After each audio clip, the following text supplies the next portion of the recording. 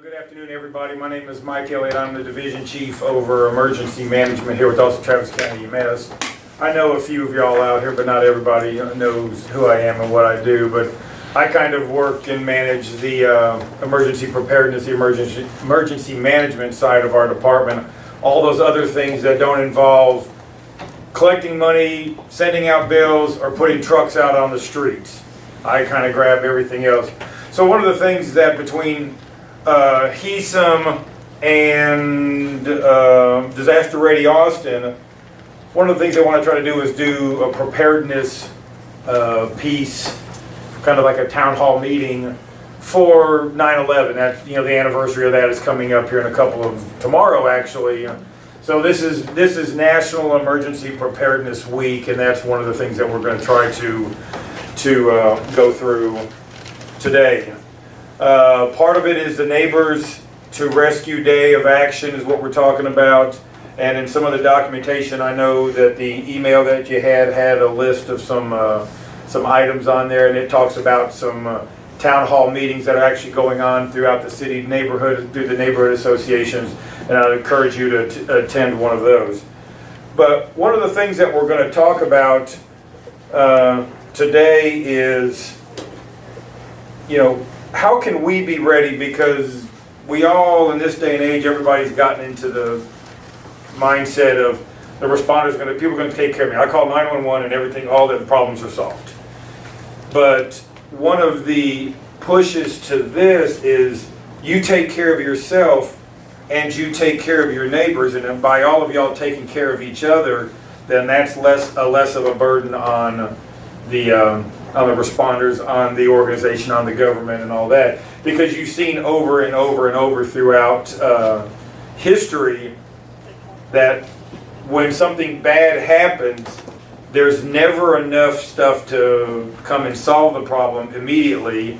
People will start griping, and about 3 or 4 or 5 days later, all of a sudden all the help gets there, and then everybody's happy and hunky-dory. But it's that first 3 days that we're really trying to focus on, that everybody needs to be prepared themselves to be able to take care of yourself, your family, your pets, kids, loved ones, and neighbors for 3 days. Some of y'all are looking up at the screen. What we've got are just some of the different things that could potentially and have affected us around the country in the past. You know, between natural disasters, man-made disasters, terrorism, accidental. We need to be prepared for everything. So the biggest thing is you know, what kind of disasters do you think, you know, we experienced here in Austin before? Anybody got anything? Any ideas? What have we had in the past? I know some of y'all been here a long time, like me. Flooding. Okay, flooding. We are in Flash Flood Alley. Do we have flash floods in Austin? Yes. Yes. Do we have just, you know, lowland, you know, slow lake flooding? Yes, we have a big old lake right out there. That's a flood control lake. So it's going to fill up until there's no more room to water, which right now it can take about 40 feet, so we've got some room to spare. What else do we get impacted by here? Tornadoes. Okay, tornadoes. Yeah, we're, you know, in the mix of the warm Gulf air and the cold air coming down from the top. So we got some thunderstorms, we got severe wind, we get affected by hurricanes, we get, you know, all that. Okay, outside of weather, anything else? What else? The IRS. All right, we had the IRS building. We had a terrorist attack here in the city of Austin. I mean, that was terrorism. That was not, oops, I crashed my airplane. That was pure domestic terrorism. What about things that may not be so readily apparent? What, you know, some things that could potentially happen here that may, yeah, there's one that we didn't mention, wildfires, right out there down the road out here. We're primed for that still. We do have a highway here, so transportation accidents are just waiting to happen. Anybody remember the chlorine leak in the truck out near Maynard? That could have been worse because his route was through downtown Austin, down 6th Street, was his route. So if that had happened about 15 minutes later, we'd have been, you know, in a whole lot worse. We have the weather stuff. We've all kind of hit a lot of those things. Man-made disasters. We've got a big airport. We have a train. You know, we've got a light rail. We've got major highways. It's just a matter of time before things like happen like that. Do we have many fires here in the city of Austin, actual structure, high-rise residential fires? No, we haven't, but mostly that because we got new buildings, new construction, new codes, and all that. But at some point, we're going to have a nice little smoky kitchen fire in one of these high-rise residential towers that we're going to do, and we're going to have 40, 50, 100 people with smoke inhalation. That's going to become a disaster for us. Pandemic flu. Okay, we deal with that every year. We're worried about that. There's a new one going around out there in Saudi Arabia and Egypt right now that has got the World Health Organization all ramped up because right now they don't know what it is. They don't know how to deal with it, but it's killing people left and right in Saudi Arabia. And then technological disasters, the one disaster that we don't think about. Because what happens when you're at home? When does the power go out?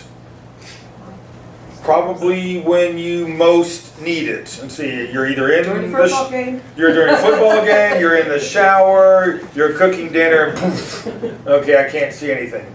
So one of these times, and most likely it comes right back up, but what happens when it's out for a day? How much do we do that is power dependent? Everything. How many people bank with a piece of plastic? Everybody. All of a sudden, oh no, the lines are down. Because when do you usually find that? After you've carried all of your stuff up to the checkout counter and it's like, swipe, oh, our line's down, we're not taking the plastic. Okay, well I got $1.50 in change. Well, you're not going to get much. So that cyber security, everything is network based, everything is cloud based, everything is wireless based. At some point that's going to get us. Has anybody here had any personal effect of a disaster? Has anything affected anybody, any one of those things that we've mentioned where you couldn't work, couldn't do your job, couldn't live, had to go somewhere else? No? Well, I can say it has happened to me. Is where I live, I'm surrounded by 2 creeks. And in 1997-98, when we had all the rain and all the flooding, I went one direction and found a flooded river across the road, and I went the other way and found a flooded river across the road.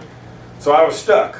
I'm stuck at home. I couldn't get out, couldn't go anywhere. Luckily, it was only a day or so.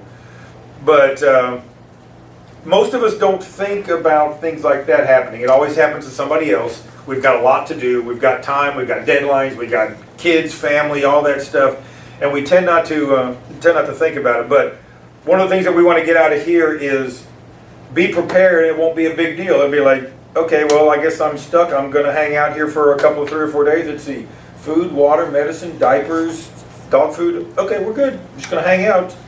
You know, got batteries, got flashlight, got lanterns, I got all that stuff. So in front of you, you were given some of your different toolkits, some of the items that we're talking about you having. One of the biggest things is communications to your family, because right now, those of you who have kids, what do? You're expected them to be able to come home when there's some problem out there. But what happens when home isn't there, or when they can't get to home? Do you have another place? Do you have an off-site relative or an off-site friend, something that you can go to? If you can't get a hold of me, call Grandma in Seattle and let them know, I'm okay, but I can't get a hold of Mom or Dad. Have that other person outside of the danger zone that you can all call and make contact with them. You know, have something like that.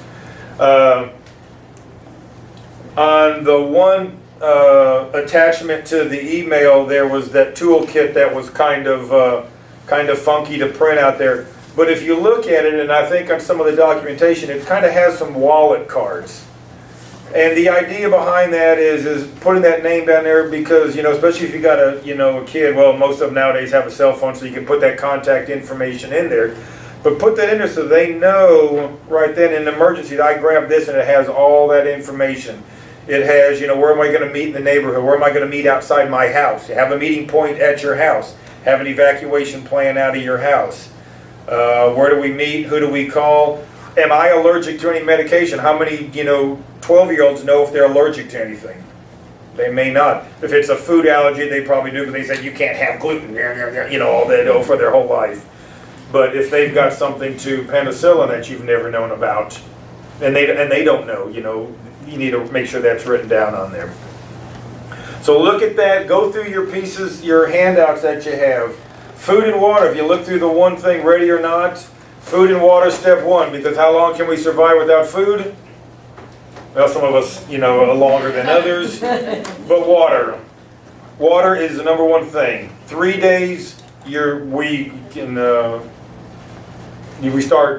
people start suffering from lack of water. But you need it for cleaning, you need it for cooking, you need it for drinking. So 3 days supply of water, so that's 2 gallons a day per person. So if you've got 7 people in your family, somebody do the math. Rick, that's your thing, because I can't. Yeah. So, 14 gallons of water a person there. So now how do you store that? So think about how you store that stuff. And then go, all right, do I need to get rid of, how do I recycle? This is going to start tasting like plastic if you've got it in a plastic container. Now, I'm overkill. I have 3 55-gallon drums of water sitting around out there. So, because I've got animals to feed, because we were out of water one time because the well went out. And so I had to shuttle water back and forth to water animals and all that. So if you've got animals, they add to your list. Hand open can opener. Okay, this little thing's not gonna work when there's no electricity. Medicines. This is the key. Is if you're on a prescription medicine, get that going in there, and then remember to cycle it, because all of a sudden, if you're not taking that medicine and now you've got this stuff that's been sitting for 6 years, guess what? It's no good. And so you're thinking that's an added cost, but that will be crucial when it's a medication that you need for blood pressure, diabetes, such like that. Anything particular that you need. Communication, batteries, flashlights, document bags. Have copies of your IDs, your social security cards, insurance information, because it might be a week before you get back to your house, and I've got my insurance stuff. It was in that file drawer that is now in Poughkeepsie because the tornado came through and blew it to smithereens. So all of a sudden you don't have that anymore. Doctors' offices and all that. So you can go through the things. Look for the different kits that will allow you to grab and go. Because it might be, if there's a wildfire screaming at you, it might be get out and get out now. There are the other ones that, okay, we can take time to pack up and get ready. Do we have to leave? Do we have to shelter in place? And then by all means have a first aid kit. That's number one thing. Look for anything Red Cross endorsed, and you're going to have everything that you need to have. So now we've talked about a little bit about the emergency plans, and the kits out here. How many people do have a kit at home? How many people have a go bag, have Medicaid, have something they can grab? All right. Most of the people in the public safety realm of things, usually do. But for those that don't, start out small. Get that little basic thing going, and start slowly building this over time. Have that food and water, if nothing else, ready. 7 out of 10 Austinites don't have an emergency plan or a kit, so this is kind of our spur to action to get going, and let's do this. So let's be ready. One other way that you can help is by joining one of the community emergency response teams that the city of Austin has.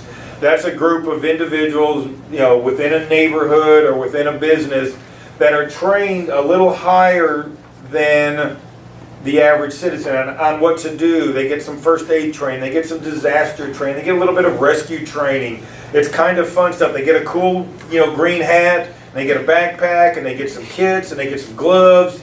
So they're ready. So one of the the best things that you can do would be to join one of those. Go to disasterreadyaustin.com. There's a site on there that talks about joining a CERT, a community emergency response team. Get some information, learn some safety tips on what to do out there. So we talked about flash flooding. How much water does it take to wash a car away off the roadway? 6 inches. Okay, 6 inches of fast-moving water will clean and jerk your 2,000-pound car right off the highway. And then it ends up down the ditch and it rolls over and you end up upside down, and we're not fish, so we don't breathe very well. So always try to, do that. Turn around, don't drown. You've seen and you've heard all those things out there. So that's kind of what we're doing today, is trying to spur everybody into action. Get ready, especially our department. We need to set the example. We are emergency medical services. Our units and our crews are busy enough, so if we can be part of the solution and not part of the problem, that's the message to walk away out here. But food and water and medication, if nothing else, get those things ready. 3 days, be prepared to stand. Think of blankets, think of pillows, think of all those little things. If you've got kids or grandkids, think of that one little special toy that, that's what they need to sleep with. Make sure that's on your, I've got to grab that and go right now, because we've all been through the kids that they can't go to sleep without that one particular teddy bear or dog or whatever. So make sure that's on your checklist of must grab and go, in addition to this kind of things out there. So message is, let's be ready, let's be prepared, and let's spread the word to tell everybody else to be prepared as well. Any questions from anybody out here? All right. I thank y'all for y'all's time and patience today, and go forth and be prepared.